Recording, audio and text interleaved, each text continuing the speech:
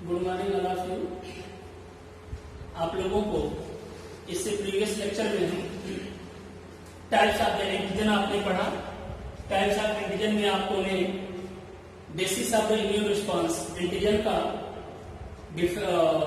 Classification किसके according, immune response के according आपने पढ़ा, जिसमें आपको दो मिला, complete and incomplete antigen. Complete antigen क्या होता है और इनकम्प्लीट एंटीजन क्या होता है, ये दो चीजें आपने पढ़ा, दोनों का डिफिनेशन पढ़ा, दोनों का डिटेल में पढ़ा आपने। आगे की जो टॉपिक आया था उसी में जब आप लोग इनकम्प्लीट एंटीजन पढ़ रहे थे, तो इनकम्प्लीट एंटीजन पढ़ते समय आप लोगों को एक वर्ड आया था कैरियर मॉलिक्यूल्स। वहां मैंने आपको बताया था कि जब भी कोई इनकम्प्लीट एंटीजन, इनकम्प्लीट एंटीजन, ये एंटीजन या ऐसा एंटीजन जो कैपेबल ना हो एंटीबॉडी को जनरेट करने के लिए, तो वो करता क्या था कि ऐसा एंटीजन किसी कैरियर प्रोटीन के साथ लिंक हो जाता था। तो antigen, foreign antigen linked with protein substance, जब प्रोटीन सब्सटेंस साथ लिंक हो जाता था, then capable of the producing antibody, तब वो किसके लिए कैपेबल हो जाता था, stimulate the producing of antibody. तो जो उसमें एक वर्ड आया, ये कैरियर प्रोटीन्स, एंटीजन जो बाइंड होता था, एंटीजन जो लिंक्ड होता था प्रोटीन से, वो कैरियर प्रोटीन्स क्या होता है, हम उसके बारे में पढ़ेंगे। उस कैरियर प्रोटीन, देखिए आपको है टॉपिक में कि कैरियर मॉलिक्यूल्स या कैरियर प्रोटीन्स ऑफ हेप्टेन, जो हेप्टेन होता है, हेप्टेन क्या होता है आप लोगों को अच्छे से पता होगा। हेप्टेन को इनकम्प्लीट एंटीजन को हम लोग हेप्टेन बोलते हैं। हेप्टेन वे मॉलिक्यूल्स होते हैं जो does not capable of the producing antibody, जो एंटीबॉडी को प्रोड्यूस करने के लिए कैपेबल ना हो, बट व्हेन दे बॉन्ड या linked with the carrier molecules, जो कैरियर मॉलिक्यूल्स साथ लिंक हो जाते हैं तो प्रोड्यूस कर देते हैं लोग क्या, एंटीबॉडी या इम्यूनिसिटी या इम्यूनोजन कहलाते हैं, उसमें और ये रिएक्शन कर सकते हैं। जनरली देखते हैं कि क्या होता है आपका carrier molecules. What is the carrier molecules? Definition है आपको, इसमें आपको लिखा है सबसे पहले, it may be serum. Interesting या ध्यान देने वाली बात है कि it may be serum proteins. ये क्या होते हैं भाई, सीरम प्रोटीन्स होते हैं। कैरियर मॉलिक्यूल्स क्या होता है, सीरम, हमारे आपके सीरम, ब्लड के जो सीरम है, सीरम में पाया जाने वाला जो प्रोटीन्स होता है, जैसे कि आप लोग बहुत पहले से पढ़े हैं, एल्बुमिन्स एंड ग्लोबुलिन्स। कौन कौन से सीरम प्रोटीन्स होते हैं भाई, सीरम प्रोटीन में आप लोगों को पढ़ने को मिला है क्या, एल्बुमिन या फिर ग्लोबुलिन्स। जो एल्बुमिन्स और ग्लोबुलिन्स होते हैं, ये किसका काम करते हैं, कैरियर मॉलिक्यूल का, या किसका काम करते हैं, कैरियर प्रोटीन का। तो ग्लोबुलिन्स एंड एल्बुमिन्स और क्या हो सकते हैं, सिंथेटिक पॉलीपेप्टाइड, सिंथेटिक पॉलीपेप्टाइड। अब समझ में आ जाना चाहिए आप लोगों को कि what is the carrier molecules. तो हमारे आपके ब्लड में या हमारे आपके सीरम में पाया जाने वाला एल्बुमिन और पाया जाने वाला ग्लोबुलिन्स एंड सिंथेटिक पॉलीपेप्टाइड क्या कहलाते हैं, कैरियर मॉलिक्यूल्स या कैरियर प्रोटीन्स। किसके लिए, एंटीजन के लिए। ओके, हेप्टेन्स आर लो। अगर हेप्टेन की बात करें, मैं इसके पहले भी आप लोगों को डिफिनेशन दिया हूं, हेप्टेन का डिफिनेशन जो इसके पहले पढ़ाया था। तो haptens are low molecular weight lipids. Interesting case याद रखना कि ये क्या होते हैं, हेप्टेन लिपिड्स या फिर क्या हो सकते हैं, कार्बोहाइड्रेट्स। लिपिड्स में आप लोगों को पढ़े होंगे फास्फोलिपिड, बैक्टीरिया के जो लेयर होते हैं, तमाम प्रकार के लिपिड्स का बना होता है। तो यहाँ पर याद रखना हमेशा कि जो हेप्टेन्स होते हैं, हेप्टेन्स क्या होते हैं भाई, या तो लिपिड होंगे, लिपिड्स हो सकते हैं, या फिर क्या हो सकते हैं, कार्बोहाइड्रेट। तो हेप्टेन्स क्या मिला आप लोगों का, haptens are low molecular weight lipids हो गए, लो मॉलिक्यूलर वेट लिपिड्स हो सकते हैं, या फिर क्या हो सकते हैं, कार्बोहाइड्रेट हो सकते हैं। दूसरा, मेनी सिंपल केमिकल्स, और क्या हो सकता है भाई, जो सिंपल केमिकल्स होते हैं, ड्रग्स होते हैं, ये भी किसका काम करते हैं, हेप्टेन्स का।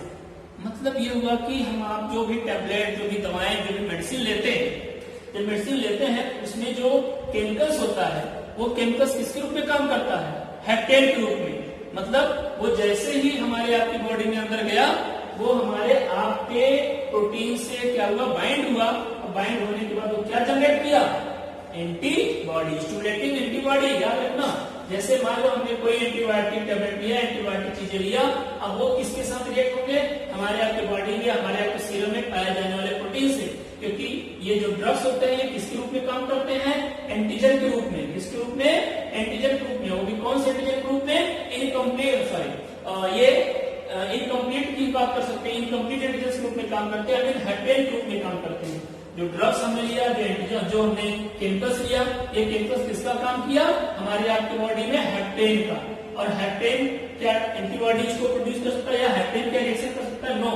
अब ये क्या करता है? हमारे आपके सीरम में पाया जाने वाले एल्यूमिन या ग्लोबुलिन के साथ क्या करता है? लिंक हो जाता है। मतलब सीरम में पाया जाने वाले एल्यूमिन या ग्लोबुलिन से लिंक हो जाता है कौन सा? जो ये ड्रग्स या जो मेडिसिन हमने लिया है, ये एंटीजन ग्रुप में होते हैं, हैप्टेन ग्रुप में होते हैं। ये हैप्टेन इसके साथ क्या हो गया? कंबाइन हो गया, मिक्स हो गया, लिंक हो गया। अब ये लोग क्या करते हैं? स्पेसिफिकली ये लोग किसी एंटीबॉडी को क्या करेंगे? रिएक्ट करते हैं। वो लाइन आपने लिखा भी है कि simple chemicals and drugs act as the haptens. Okay, तो हैप्टेन्स होते हैं, और हैप्टेन्स क्या होते हैं? दो प्रकार के होते हैं, इसी में आगे डिटेल में मिल जाएगा। ये इंपॉर्टेंट है, हैप्टेन्स की बातें जो आती है ये बहुत इंपॉर्टेंट है। लैब में टेस्ट लगाते हैं आप लोग, वहां के लिए भी आएगा। कई प्रकार के रिएक्शन आप लोगों को पढ़ने को मिलेंगे। सेरोलॉजी में कई रिएक्शन मिलेगा, जैसे प्रेसिपिटेशन और फ्लोरेसेंस आ जाएगा, प्रेसिपिटेशन हो गया, फ्लोरेसेंस हो गया, और एग्लूटिनेशन रिएक्शन हो गया। ऐसे तमाम प्रकार के रिएक्शन आपको पढ़ने को मिलेंगे, जो कि आपके सिलेबस में है भी। तो यही से टॉपिक, यही से थोड़ी सी आप लोगों को समझ में आएगा कि प्रेसिपिटेशन क्या होता है। अगर हम फिर से देखते हैं, लोग कैरियर मॉलिक्यूल्स क्या हो सकते हैं भाई? सीरम में पाया जाने एल्यूमिन, पॉलीपेप्टाइड या फिर ग्लोबुलिन किसके रूप में काम करते हैं? ये लोग कैरियर प्रोटीन के रूप में काम करते हैं। इनके साथ कौन है कंबाइन हो जाता है? हैप्टेन क्या हो सकते हैं? ड्रग्स हो सकता है, और क्या हो सकता है? मेडिसिन हो सकते हैं, और क्या हो सकते हैं? केमिकल्स हो सकते हैं, और क्या हो सकते हैं? बैक्टीरिया वगैरह। ये सब क्या होते हैं? हैप्टेन ग्रुप में होते हैं। कि ये लोग किससे कंबाइन हो जाते हैं? किससे लिंक हो जाते हैं? सीरम में पाए जाने वाले प्रोटीन से क्या हुए? लिंक हो जाते हैं। उसके बाद अब ये लोग किसके, इनकी कैपेबिलिटी क्या होती है? बढ़ जाती है। इसके पहले क्या थे? अनेबल थे, अब क्या हो गया? एबल हो गए। किसके लिए? Producing the antibody. जब एंटीबॉडी प्रोड्यूस करने के लिए एबल हो गए, ये लोग क्या करते हैं? स्पेसिफिक एंटीबॉडी से क्या करते हैं? रिएक्शन करते हैं। ओके, अब ये रिएक्शन कई तरीके का आता है। इसमें एक रिएक्शन देखने को मिलेगा, वो होता है आपका प्रेसिपिटेशन। तो प्रेसिपिटेशन रिएक्शन के केस में अगर देखेंगे, तो जब ये बैक्टीरिया या एंटीजेंस उस एंटीबॉडी से रिएक्शन करते हैं कि नीचे आकर के प्रेसिपिटेट होते हैं। अभी मैं आपको देता हूँ। फिलहाल हैप्टेन्स को देखते हैं। तो हैप्टेन्स कितने प्रकार के होते हैं? दो प्रकार के होते हैं। हैप्टेन्स का अगर देखा जाए टाइप्स तो दो, कौन कौन सा? सिंपल हैप्टेन, दूसरा complex hapten. Simple hapten and complex hapten दोनों में जानने से पहले हम कॉम्प्लेक्स को समझ लेते हैं, तो ऑटोमेटिकली हम लोग सिंपल को समझ जाएंगे। तो सबसे पहले हम लोग लेते चलते हैं कि कॉम्प्लेक्स हैप्टेन क्या होते हैं। कॉम्प्लेक्स हैप्टेन के केस में आप लोग बहुत इंपॉर्टेंट याद रखना कि these are large molecule and combined with specific antibodies. Interesting case है कि ऐसे मॉलिक्यूल्स जो लार्ज मॉलिक्यूल्स जो किसके साथ कंबाइंड होते हैं? Specific antibody. अभी भी मैंने आपको बताया कि ये एंटीजेंस या मेडिसिन या कुछ भी है, ये एंट्री किया हैप्टेन ग्रुप में। जब ये हैप्टेन ग्रुप एंट्री करता है, ये कैरियर प्रोटीन के साथ बाइंड किया या कंबाइंड हुआ, और ये किसको प्रोड्यूस कराने लगता है? किसको प्रोड्यूस कराया? एंटीबॉडीज को। जब एंटीबॉडी प्रोड्यूस हो जाता है, तो अब ऐसे ये लोग क्या करते हैं? स्पेसिफिक एंटीबॉडी से रिएक्शन करते हैं। तो यहाँ वही केस आया। कॉम्प्लेक्स हैप्टेन में क्या मिलते हैं कि दीज आर लार्ज मॉलिक्यूल। कैसे होते हैं? लार्ज मॉलिक्यूल्स होते हैं जो कंबाइन होते हैं किसके साथ? Specific antibody. जो स्पेसिफिक एंटीबॉडी जनरेट हुआ है उसी के साथ कंबाइन हो जाते हैं और बनाते क्या है? Forming visible precipitate. ये कैसे क्या बनाते हैं? Visible precipitate.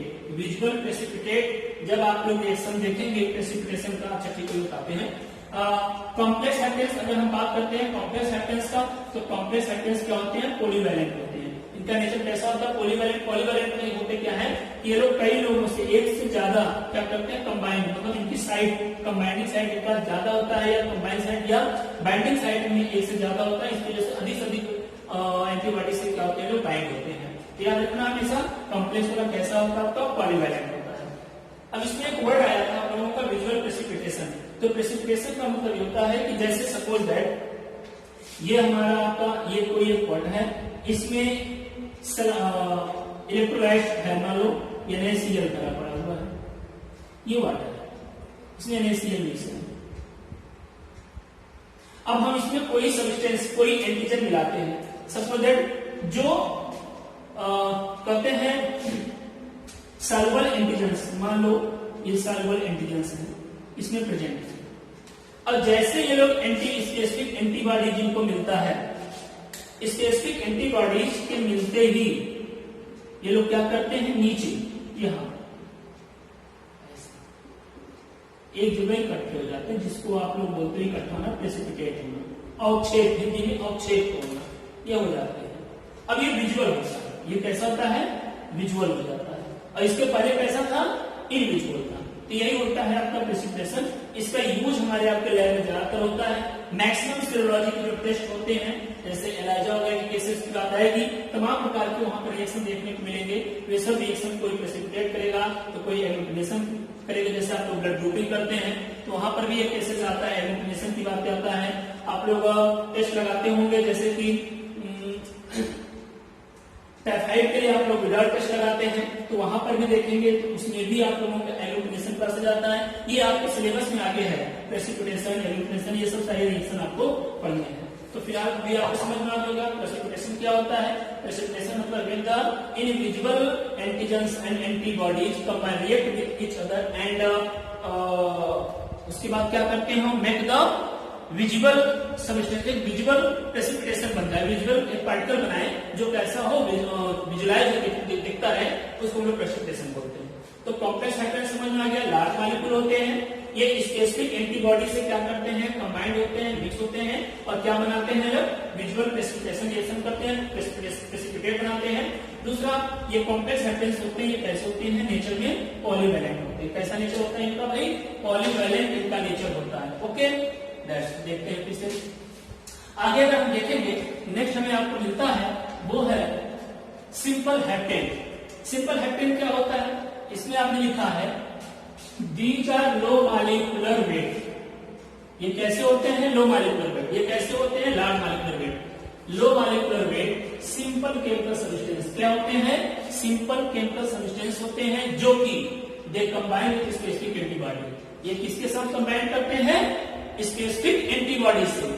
And interesting case, ध्यान देना अंतर यही है, कॉम्प्लेक्स हेप्टेन जब एंटीबॉडी से रिएक्शन करता है या कंबाइन होता है, प्रोड्यूस द, उसमें क्या जनरेट करता है, प्रेसिपिटेट या प्रेसिपिटेशन रिएक्शन देता है। जबकि सिंपल हेप्टेन जो होते हैं, नो प्रेसिपिटेशन इज प्रोड्यूस, इनमें कोई प्रेसिपिटेशन प्रोड्यूस नहीं होता। तो mostly men difference in the simple and complex में यही है कि when the complex heptane react with the antibodies and forming the visual precipitating, when simple heptane की बात कर सकते हैं, simple heptane react with specific antibody and does not produce the no precipitate। Okay, अगर हम देखें सिंपल हेप्टेन कैसे होते हैं भाई, यूनिवैलेंट होते नेचर में। ये कैसे होते थे, पॉलीवैलेंट होते थे। तो दोनों में डिफरेंस ये भी हो गया कि कॉम्प्लेक्स में कैसा नेचर होता है, पॉली, एक से ज्यादा लोगों से, और एक से ज्यादा लोगों से अटैच होने की वजह से ही तो वो क्या बना रहा था, प्रेसिपिटेशन हो रहा था। और इसमें सिर्फ एक ही है, इसलिए प्रेसिपिटेशन नहीं बनाता है। ओके, अब हम एग्जांपल्स ऑफ द हेप्टेन चलते हैं। इतनी बातें हो गई, यहाँ बीच बीच में आ गया कि हेप्टेन्स के एग्जांपल क्या होता है, कई बार मैं यहाँ बीच में बोला हूँ। तो हेप्टेन्स के एग्जांपल्स में माइक्रोऑर्गेनिज्म के केस में हम बैक्टीरिया, फंजाई वगैरह कुछ भी ले सकते हैं। तो जैसे बैक्टीरिया हो गया। दूसरा, ड्रग्स एंड केमिकल्स, अभी भी चर्चा हुआ है यहाँ पर आप लोगों का, ड्रग्स एंड केमिकल्स की बात करते हैं। तो ड्रग्स एंड केमिकल्स हो गए। ड्रग्स में कई प्रकार के ड्रग्स आप लोग जानते हैं, दवाएं जो होती हैं, वो कई केमिकल्स ऐसे होते हैं जो किसका काम करते हैं, हेप्टेन का काम करते हैं। हेप्टेन काम करने का मतलब होता है कि ये सीरम में प्रोटीन से कंबाइंड होकर के एंटीबॉडी जनरेट करेंगे और उसके साथ क्या करेंगे, स्पेसिफिकली रिएक्शन करेंगे। अब वो चाहे प्रेसिपिटेशन हो, चाहे एग्लूटिनेशन हो या फ्लोरेसेंस हो, जो भी रिएक्शन करेंगे। लिपिड के केस इंपॉर्टेंट है। लिपिड्स भी किसका एग्जांपल्स होते हैं, हेप्टेन का। Many lipids are act as the lipid hapten. तमाम लिपिड्स जो होते हैं वो किसके रूप में काम करते हैं, हेप्टेन के रूप में काम करते हैं। जैसे सबसे इंपॉर्टेंट फॉस्फेट एंटीजन, ये क्या है आपका फॉस्फेट, ये आप लोगों के सिलेबस में भी है। नेक्स्ट टॉपिक जो आप लोग पढ़ेंगे उसमें यही पढ़ेंगे फॉस्फेट एंटीजन क्या होते हैं। तो पहले लिपिड्स के केस में मिलेगा आप लोगों का phosphate antigen, transplantation antigen, cardiolipid antigen. ये इतने जो लिपिड्स होते हैं ये किसके रूप में काम आते हैं, इनका बिहेवियर कैसा होता है, हेप्टेन का। ये क्या कहलाया जाता है, हेप्टेन का। एग्जांपल किसके होते हैं, हेप्टेन के। ओके, दूसरा, अब एक टॉपिक इसी में है कि difference between complete and incomplete antigens, इसके पहले लेक्चर्स में भी हमने आपको कंप्लीट एंड इनकम्प्लीट का डिफरेंशियल बताया था, और यहाँ पर आप लोग उसी डिफरेंशियल को नोटेट कर सकते हैं कि कैसे लोग डिफरेंस लिखेंगे। इंपॉर्टेंट है, कंप्लीट एंटीजन्स का जो पार्टिसिपेटिंग करता है उसको हम लोग क्या बोलते हैं, एंटीजेनिसिटी, मतलब एंटीजन को, एंटीजन जो होता है वो एंटीबॉडी से रिएक्शन करता है, डेफिनेट कंप्लीट में आपने पढ़ा है। तो कंप्लीट एंटीजन में क्या करते हैं, वो क्या प्रोड्यूस, कौन सा रिएक्शन करते हैं या क्या जनरेट करते हैं, किस सिस्टम में, एंटीजेनिसिटी। अगर हम इस कंप्लीट में देखें तो इसमें आपने लिखा है कि antigen that capable to induce immune response, I mean immunogen, immune response के लिए जो कैपेबल होता है, वही बातें एंटीबॉडी को जनरेट करने के जो कैपेबल होते हैं उनको हम लोग कंप्लीट बोलते हैं। और क्या हो सकता है भाई, दूसरा एंटीजन कैपेबल ऑफ जो इम्यूनोजन होते हैं, प्लस इनके साथ इसको ऐड कर दिया जाए specifically with that immune response antibody, मतलब ये एंटीजन जो एंटीबॉडी को कैपेबल करने की जो क्षमता होती है, और जब वो लोग प्रोड्यूस करते हैं उस एंटीबॉडी के साथ क्या करते हैं, रिएक्ट हो जाते हैं, react specifically with that immune response antibody, उस इम्यून रिस्पांस में उस एंटीबॉडी से क्या होते हैं, लोग रिएक्ट होते हैं। दूसरा इनकम्प्लीट की अगर बात करें, ये क्या होते हैं, ऐसे एंटीजन्स होते हैं जो इम्यून रिस्पांस की बात करें या एंटीबॉडी जनरेट की बात करें, ये अनेबल होते हैं, ये कैपेबल नहीं होते, ये योग्य नहीं होते हैं, इनको हम लोग क्या बोलेंगे, नॉन इम्यूनोजन। इम्यूनोजन की बात अगर हम करते हैं, इम्यूनोजन किसे कहते हैं, तो जो इम्यूनोजन की बात आएगा, तो इम्यूनोजन जो होता है प्रोटीन्स या कार्बोहाइड्रेट होता है जो चैलेंज करता हो इसको, द इम्यून सिस्टम को, जो इसको चैलेंज करता हो इम्यून सिस्टम को, और उस इम्यून सिस्टम को चैलेंज करता है और इनिशिएट करता है, स्टार्टिंग उसको क्या इनिशिएट करता है, इम्यून रिस्पांस को इनिशिएट करता हो, उसको हम लोग क्या बोलते हैं, इम्यूनोजन। तो इम्यूनोजन इज विच कंपोनेंट है, विच सबस्टेंस, या इम्यूनोजन क्या होते हैं, प्रोटीन्स या कार्बोहाइड्रेट्स के पार्टिकल होते हैं जो इम्यून सिस्टम को क्या करते हैं, चैलेंज करते हैं। इन्हीं के द्वारा क्या होता है, हमारा आपका इम्यून की रिस्पॉन्सिबिलिटी होती है या इम्यून रिस्पॉन्स में ये पार्टिसिपेट करते हैं, इनको हम लोग बोलते हैं इम्यूनोजन। तो ये इनकम्प्लीट एंटीजन कैसे होते हैं, इनकम्प्लीट एंटीजन को हम लोग क्या बोल सकते हैं, नॉन इम्यूनोजन बोलते हैं। और इसमें क्या लिखा दिया गया है, but it react specifically with antibody. आपको मैं पहले बता चुका हूं कि ये लोग क्या करते हैं, स्पेसिफिकली रिएक्ट होते हैं एंटीबॉडी से, कब, जैसे कि हेप्टेन, मैंने आपको अभी भी कहानी बताया कि हेप्टेन कंबाइंड या linked with the carrier molecules, ये कैरियर प्रोटीन्स के साथ क्या करते हैं, लिंक्ड होकर के तब प्रोड्यूस करते हैं, क्या स्पेसिफिकली रिएक्ट किससे करते हैं, एंटीबॉडी से।